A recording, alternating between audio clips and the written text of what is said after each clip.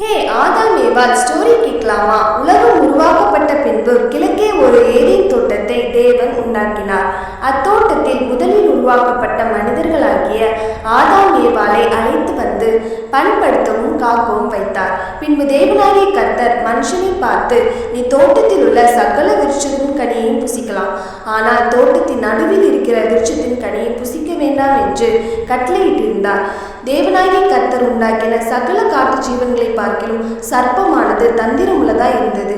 அது ஸ்திரீயை நோக்கி, நீங்கள் தோட்டத்தில் உள்ள சகல விருட்சங்களின் கனியையும் புசிக்க வேண்டாம் என்று தேவன் சொன்னதுண்டோ என்றது.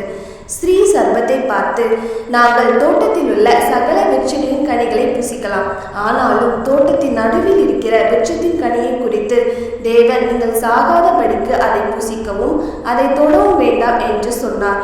அப்பொழுது சர்ப்பம், நீங்கள் சாகவே சாவதில்லை, நீங்கள் இதை புசிக்கும் நாளிலே உங்கள் கண்கள் திறக்கப்படும் என்றும் நீங்கள் நன்மை தீமை அறிந்து தேவர்களைப் போல இருப்பீர்கள் என்றும் தேவன் அறிவார் என்றது. அப்பொழுது ஸ்திரீயானவள், அந்த விருட்சம் புசிப்புக்கு நல்லதும் பார்வைக்கு இன்பமும் புத்தியை தெளிவிக்கிறதற்கு இச்சிக்கப்படத்தக்க விருட்சமாய் இருக்கிறது என்று கண்டு அதன் கனியை பறித்து புசித்து தன் புருஷனுக்கும் கொடுத்தாள்.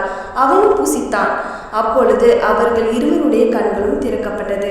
புசிக்க வேண்டாம் என்று தேவன் கட்டளையிட்டிருந்த விருட்சத்தின் கனியை புசித்தது நிமித்தம் மனிதன் தேவனுக்கு விரோதமாக பாவம் செய்தான்.